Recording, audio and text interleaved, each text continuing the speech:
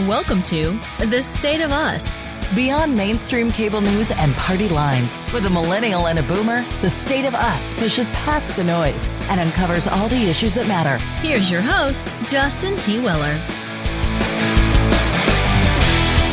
America has a housing crisis. The home ownership rate for young adults is at a multi-decade low, and about a quarter of renters send more than half of their income to the landlord. Homelessness is resurgent. Eviction displaces 1 million households a year, and about 4 million people spend at least 3 hours driving to and from work. There is a housing crisis, that much is clear. That excerpt is from a New York Times business article that we're going to be referencing today entitled Build, Build, Build, Build, Build. And if you want to follow along, thestateofus.org is a great place to start. We're going to talk a little bit about why you care, and that's because literally everything, almost every issue we care about, can actually be traced back to housing. You might say, how is that? Well, to find out, you're going to have to hold on just a moment because, of course, we can't begin this critical conversation without TrueChat senior historian and an educator of more than 30 years. Here is your friendly redneck liberal, Lance Jackson. It is amazing how much is tied into having a place to live. I should say an affordable place to live, because I think that is a key word here. Besides having enough places available, they need to be affordable. And this is really an interesting question that once you delve into it and start to discuss it, everything that we read about and everything that we talked about, it makes perfect sense. So let's go ahead and get started and lay some of this out. So the article goes on to say nearly all of the biggest challenges in America are, at some level, a housing problem. Rising home costs are a major driver of segregation, inequality, and racial and generational wealth gaps. You can't talk about education or the shrinking middle class without talking about how much it costs to live near good schools and high-paying jobs. Transportation accounts for about a third of the nation's carbon dioxide emissions. So there's no serious plan for climate change either that doesn't begin with a conversation about how to alter the urban landscape so that people can live closer to work. I think that sums it up pretty well, Lance. I mean, you talk about housing, right? Mm-hmm. And you say that this touches almost all of the major issues. People really don't, at first glance, it doesn't seem like that to me either, but you start to think about even healthcare, right? Sure. What type of access are you going to have based on where you live? Well, and what's it cost to live near a good facility? Well, and we, look at it in a historical concept. People used to live very close to their work because there was no automobile and you had to walk to work. And so you would live close to work. And so houses were built close to work, or people, some of the owners took advantage of it and built places to live close to their jobs. And then we had mass transit. And still people could live in the city and go to work. But then we get to the 50s and a boom in the economy and everybody, now in the automobile and I could afford it. Then we're going to move out to the suburbs because life is better and it's cleaner. And then we had the 70s and the deterioration of the cities because everybody with money and all of the good paying jobs went out to the suburbs. But now we have this resurgence of city living and people wanting to live in the city. And we have this opportunity now to almost complete the circle and come back and create these awesome places for people to live. And as you said, take care of the planet,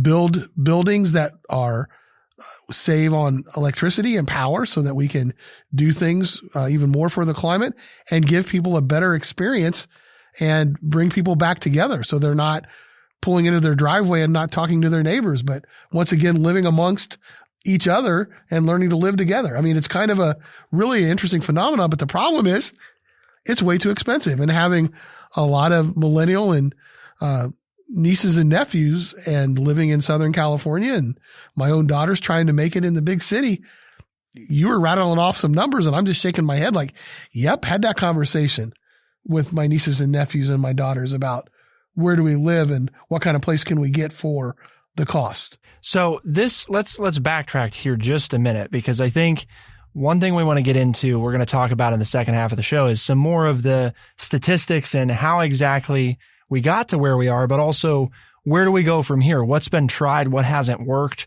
We're going to look at all of that. But before we do, this article specifically, Lance, talks about and uses the city of Lafayette, California as its kind of example of this housing crisis and how complicated it is. Because you say housing crisis and people write, it's, well, home prices are too high or apartment prices are too high. You know, it's that simple. And it's not really, because there's a lot more to it than that. And I thought one of the things that I thought was so good about this is it really opens your eyes to the complexity of it, because this city, Lafayette, California, has a population of just about 25,000. It's a wealthy small town that's next to a bigger town, and it's mostly maintained its status by keeping the big town out, right? Keeping that small town vibe, which we know is something that a lot of people value. Even if they live in big cities, they like that small town charm. So locals naturally, Lance, right, tended to react kind of poorly to new building projects, and possibly even in a hostile way, because they saw it as kind of an assault on the type of community that they had moved to and the reason they had moved there.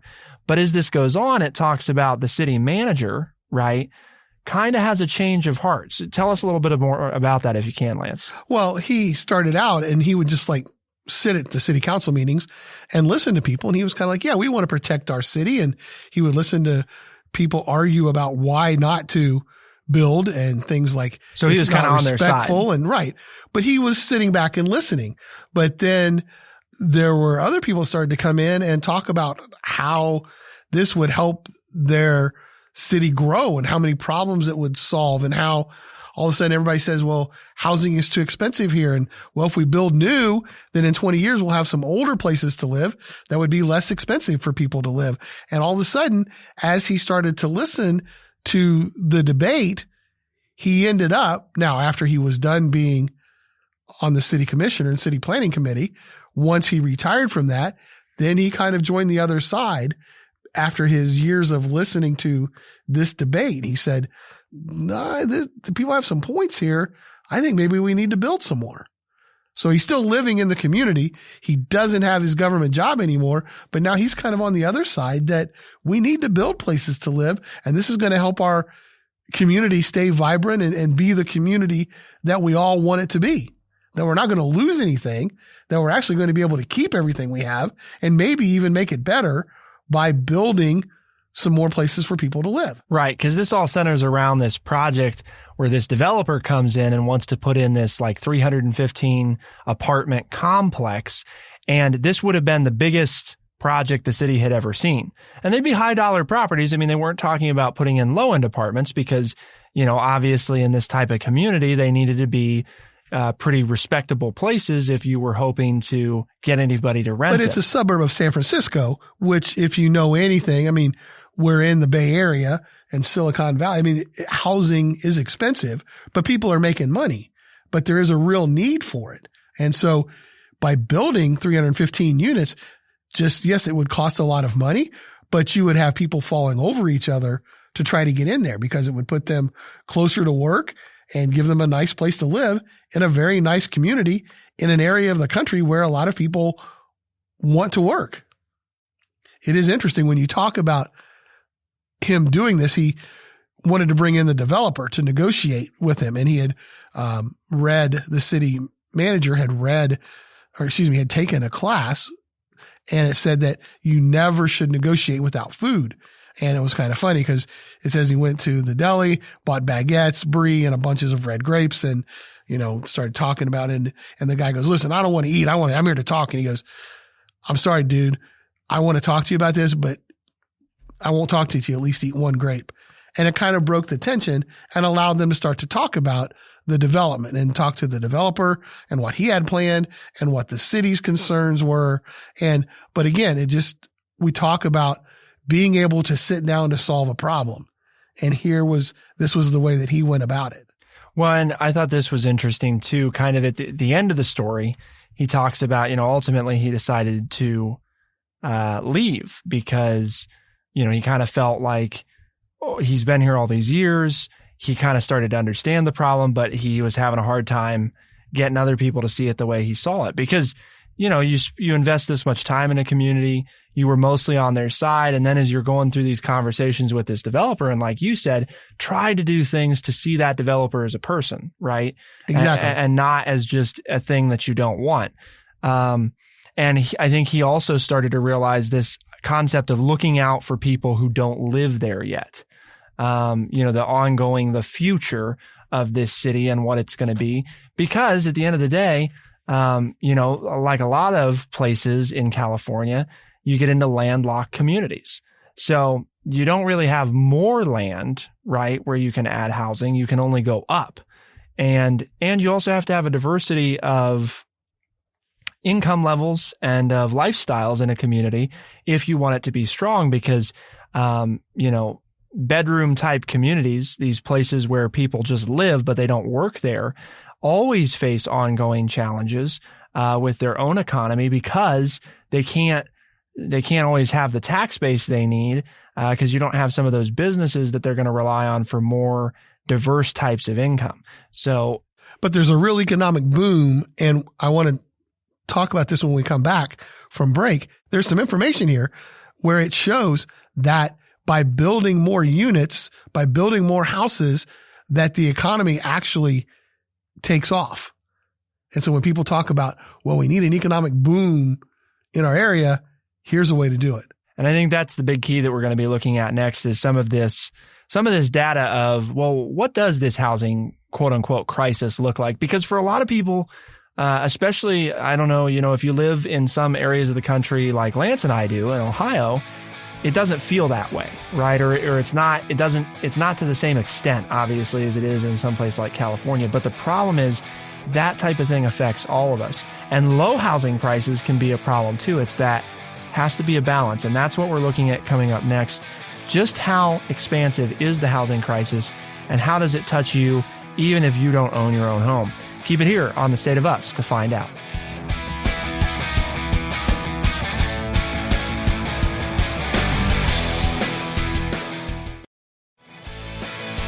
We are The State of Us. Here's your host, Justin T. Weller. According to a New York Times business article, nearly all of the biggest challenges in America are, at some level, a housing problem. Rising home costs are a major driver of segregation, inequality, and racial and generational wealth gaps. You can't talk about education, the shrinking middle class, the environment, or nearly any other major issue, healthcare, without talking about housing, because it all has to do with, what do they say in real estate? Location, location, location. How easy is it for you to access the services that are important to you? And that ultimately comes down to where you live and what type of transportation opportunities you have. So we talked a little bit in the first part of the segment, in the first part of the show, about this town in California, Lafayette, California, that kind of is the example piece of this article. And again, if you want to follow along or read it for yourself, it's a big piece, and we're not going to cover all of it today because this episode's a little broader than that. But if you want to find it for yourself, you can go to thestateofus.org. That's our website, and it's linked there. We try to do that with all this stuff so that you can follow along or read it for yourself and see what you come up with. Transparency, Lance, right? Right. Well, and to be honest with you, I've been clicking around during the show, and there are some articles that go with this.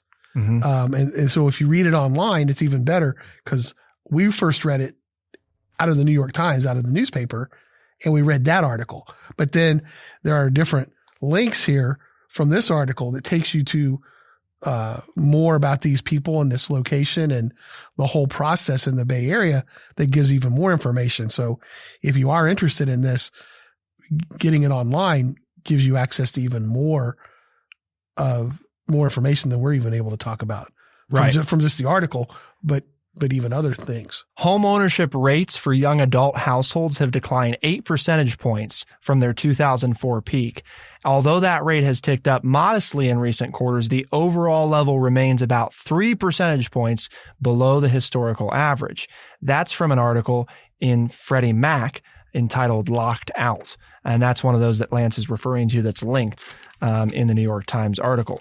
The article itself, though, goes on to mention that according to the McKinsey Global Institute, the state, referring to California, needs to create 3.5 million homes, Lance, by 2025. Think about that for a second. 3.5 million homes in 5 years.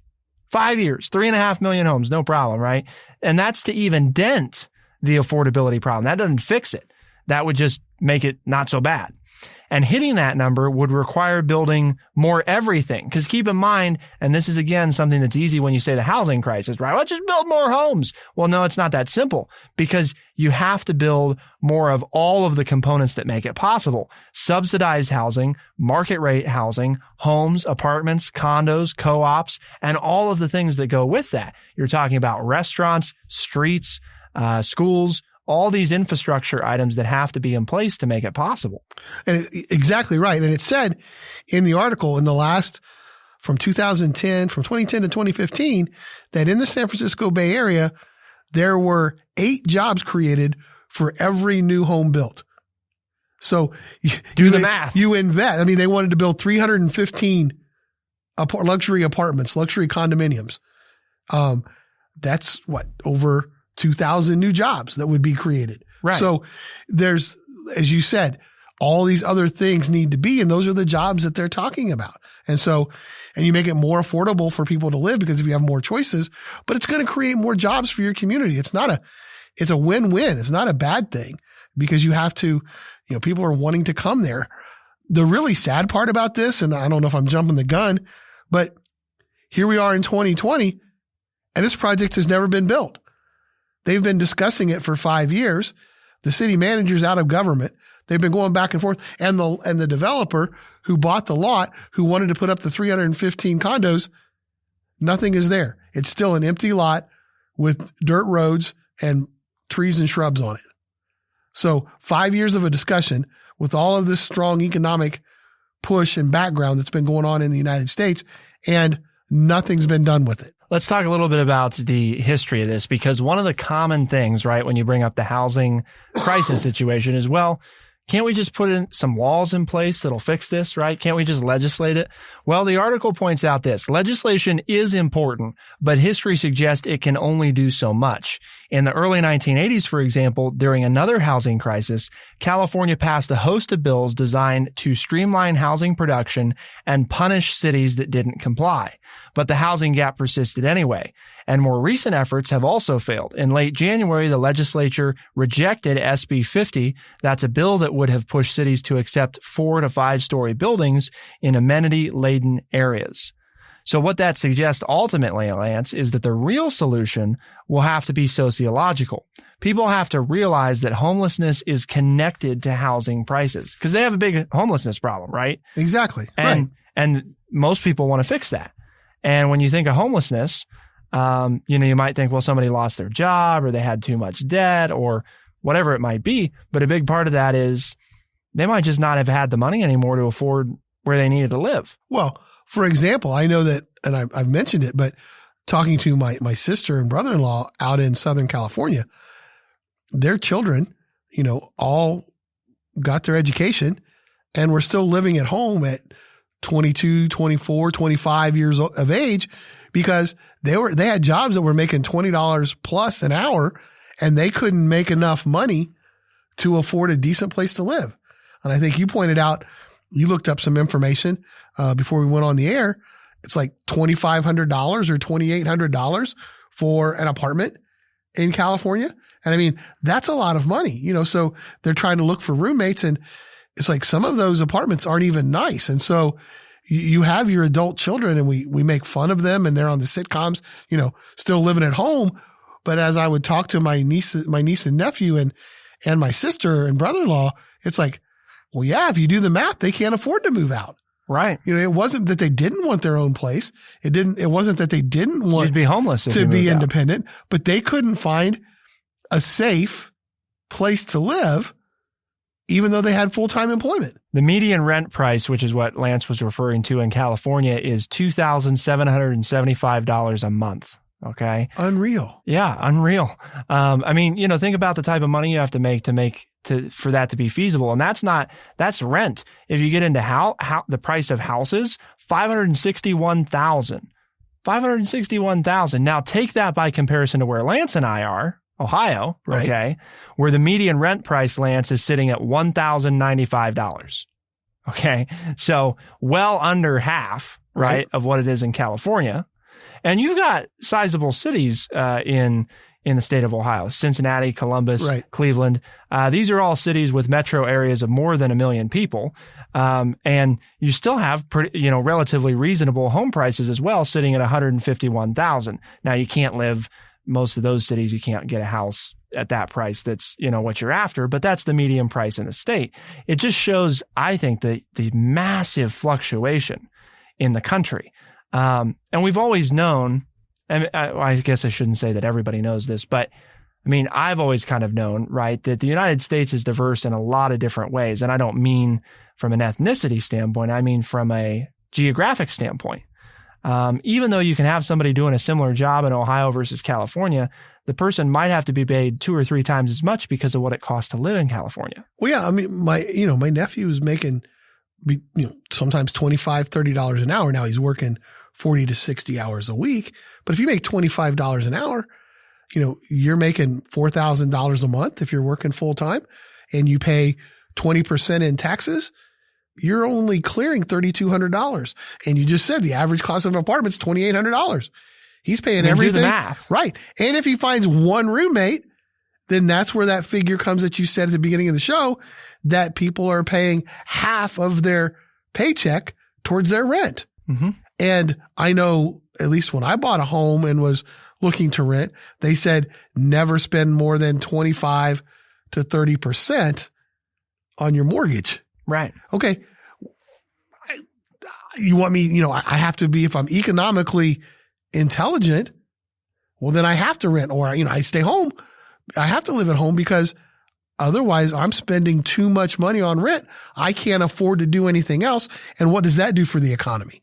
If I can't go out, if I can't, if I'm not trying to better myself, or I can't do anything to socialize, I can't buy groceries, I can't. And that's a reality when you look at paying half of your paycheck for rent or for a mortgage. So you build more homes, right? And it drives the price down. And then people then have more money. They have a place to live, number one. And by living on their own and not having to pay every dime they make towards rent or a mortgage, then they can start to add to the local economy by doing more things, correct? Right.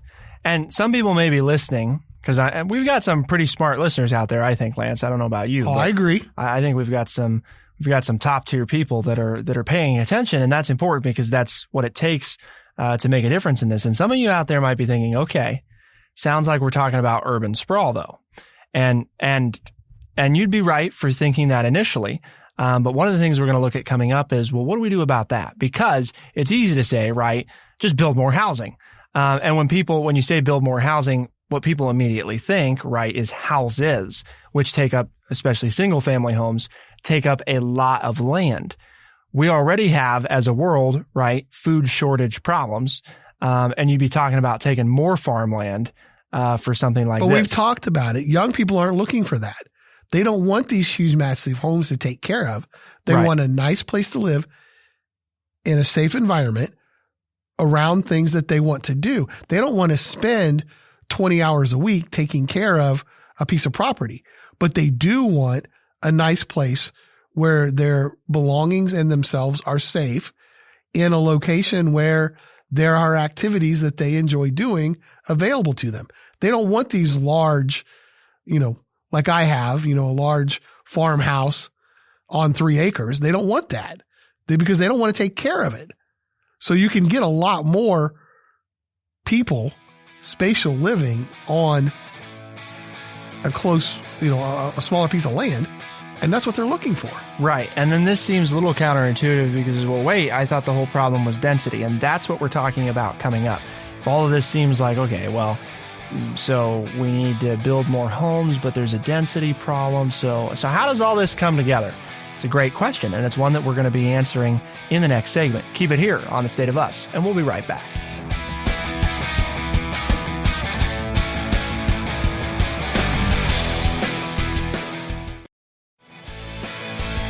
are the State of Us. Here's your host, Justin T. Weller. Legislation is important, but history suggests it can only do so much. We've been talking about the housing crisis, and as a recap for you, America has a housing crisis. The home ownership rate for young adults is at a multi-decade low, and about a quarter of renters send more than half their income to the landlord. Homelessness is resurgent. Eviction displaces 1 million households a year. I didn't pause on that one, Lance, when I first read it, but think about that.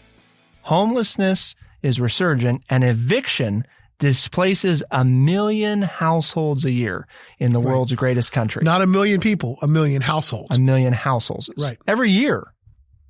And about 4 million people spend at least 3 hours driving to and from work on work days.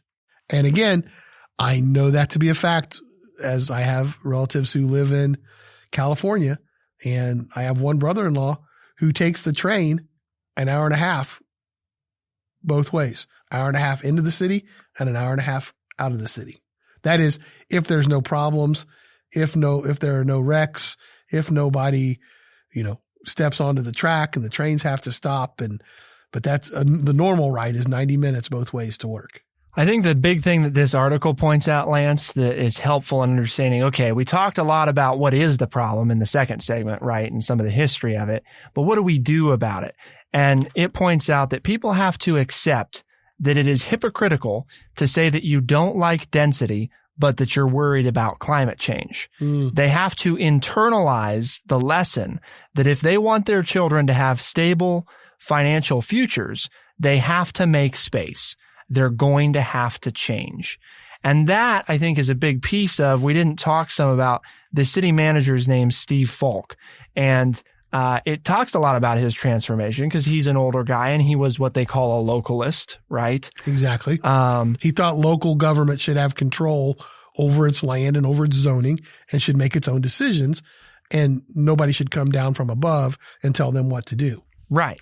And some of that still holds true because some of it is very much related to legislation can only do so much. You also have to put into place and help people understand. And I think the article pointed this out. It's a sociological thing, I think, more than anything else. For example, the conundrum that we talked about where we left off the last segment, Lance, was this idea that, okay, wait a minute. You said, we don't want urban sprawl. So that means we need to build high density housing. But I thought high density housing was the problem. So explain that for people a little bit, Lance. What do we mean when we say you can still build high density housing without it being the problem? Well, there are a couple different ways. One, there's a lot of green technology out there that allows, we're reading all kinds of things these days where they're able to build buildings that are cooling, that are reflecting heat, that are collecting water, that are doing all kinds of things. Plus, there's another side to this that if we put some money into the infrastructure, which we've been talking about now for about 3.5 years in the Trump presidency, we can build outside and have ways to get people into the jobs and back out and not necessarily have to just build on top of one another. So there are a couple different ways that we can take care of the density problem and create a better environment for the entire world.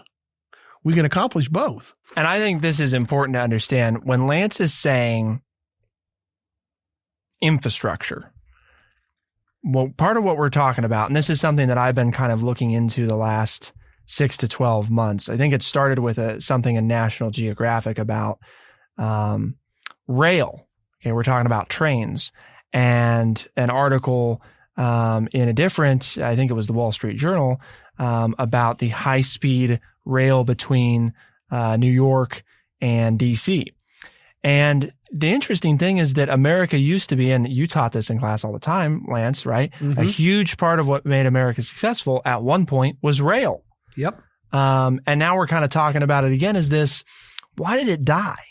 And one of the reasons it died is because there was a decision made number of years back, right, that we were going to build this massive interstate highway system. And we did it. And I mean, it was a huge infrastructure project. Right. You didn't have to have central locations in the city and farm things out. You could drive these big, huge trucks that we built directly to your distribution center. So there didn't have to be you driving smaller trucks to the rail center, loading up your truck and then taking it to where it needed to go. You could have your delivery trucks come directly to your business.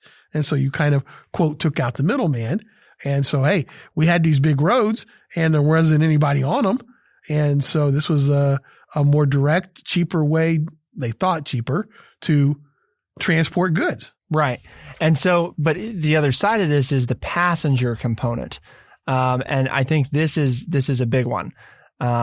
Because in lots of countries around the world, Lance, trains are an integral part of moving people from place to place. And a lot of people don't have to have cars because it's easy to get on efficient, high-speed rail systems that move you from one place to another. And you can live in a small town, and from the train station, you can take the bus and it'll drop you off near your house. And well, since I was in college all those many years ago, my dream was always to get to Europe and buy a Eurail pass and go anywhere I wanted. And I've talked to former students who were stationed over in Europe, and that's what they do. They buy a Eurail pass, and on Friday night, they take off with their spouse or their friends, and they travel across Europe every weekend because it's so cheap, because it's mass transit, not from just one city to another in a country, but from country to country. And, that just seems like that's just a wonderful way to go. But then, what do you have to do? Well, you have to give up your freedom and your independence of having your own vehicle and leaving when you want to leave and going the way you want to go and arriving when you want. You have to work on somebody else's schedule. But the positives are truly amazing if we stop and look at them. Well, and I think, for the most part, there's absolutely a component of that that's true, right? Sure. You can't at the very drop of a hat, immediately drive from point A to point B like you want to. But the flip side of that is, I think those situations they're pretty marginal when that's, a substantial inconvenience for you. Because when you put in place a mass system, it's available to you almost any time you want to use it. Yeah. It really is. You don't have to wait. What do you wait? 5 or 10 minutes? How long do you sit in your car? I know that my vehicle has a clock that keeps track of how long I'm actually traveling versus how long I'm actually idling. Now, living in the country, my engine doesn't idle too much. Most of the time I get to move. But if I lived in a big city, I wonder, would my idling time be more than my running time? Very well could be. And so when you think of all that time you waste, well, was it really convenient to have your own car, your own vehicle when you're not going anywhere anyway? And then we haven't even talked about when I mentioned to my brother-in-law, he's allowed to work on his computer because it's Wi-Fi. And so, yes, he's traveling 90 minutes into the city to go to work and 90 minutes back, but that's 3 hours that he's on the clock working, because if he logs in, he can actually start work while he's riding the train. So he's only at work for 5 hours, physically at work, because he's allowed to work on the train going to work, and then he can leave early, catch the train at 2:00 or 3:00. And so he gets home at 4:30 or 5, but he's continuing to work on the train. We have to do what we haven't done, I think, in a long time, which is embark on a major infrastructure task in this country. We reinvented things with the implementation of our massive interstate infrastructure. And before that, that wasn't there, Right. And it's hard to remember because for people like me, it's basically been there, our entire lives. So you don't necessarily think about it all that much, but it wasn't that long ago when it didn't exist. And it took a lot longer to get from point A to point B, even with your independence in your car. And even in our small rural county where we are, an hour away from any kind of major metropolitan area, it's an hour drive. Mm-hmm. But we get Amazon delivery same day, next day. Right. Their vans are driving through our county on a daily basis. Yep. So even all the way out here in the boonies, 60 minutes from a 60-minute drive in a car to anywhere, we get Amazon delivered. So, hey, why wouldn't people want to live out here? Why couldn't we build out here? with, like you said, the infrastructure development to where people wouldn't have to spend all that time on the road getting to work when they can have all the amenities that they would have in the city and live out here. So I guess the big point here to kind of wrap this all together, the reason we're talking so much about this is because things like high-speed efficient rail, hyperloops, which some people may have heard of, are kind of being experimented with right now. And essentially, if you don't know what that is, it's like a train, except it's encased in a tube to reduce the air friction, because the tube actually kind of becomes like a vacuum. And it makes it more efficient, lets you travel at higher speeds, and it's a smoother ride.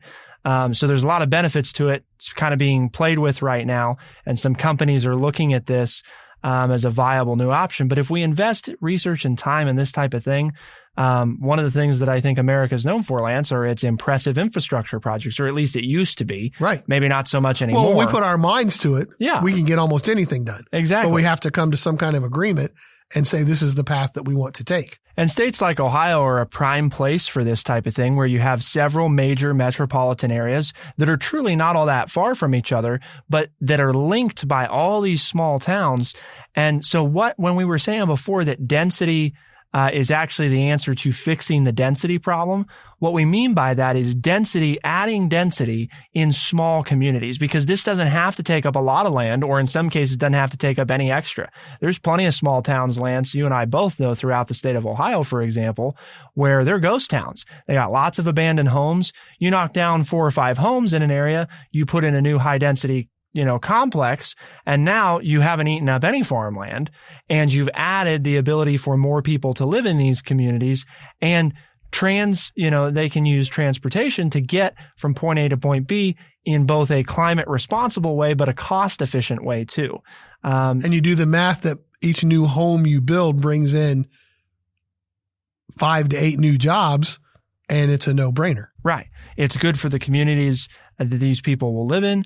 It's good because it makes us a more connected society, easier to get from point A to point B, and it's better for the economy. And that's, I think, goes back to what we said at the beginning of the episode, right? It's amazing how housing touches all these major things that Lance and I talk about: education, healthcare, politics. It's all affected by how much housing costs and where you can live and how close to opportunity. Improving the environment, taking care of being a global citizen. Mm-hmm. It all wraps together. So Lance, speaking of wrapping it together, why did we have this conversation today? What is it that True Chat's trying to accomplish by talking about things like this? Well, our mission here at True Chat is to educate people by providing honest, open, and respectful conversations. And if people want to further that mission, they can invite others to tune in, because that's a big part of this. This is released as a syndicated radio program and a podcast, so you've got both versions. And if you want to tune in to it as a podcast, there's a couple different ways you can listen. You can find them all at thestateofus.org. But what are a few of those, Lance? Well, I just did this today. You can find us on Spotify, Stitcher, Apple Podcast, and anywhere else fine podcasts are found. For The State of Us on True Chat in Urbana, Ohio, I'm Justin T. Weller. And I'm Lance Jackson. Thank you so much for tuning in. We'll see you next time. Be the change.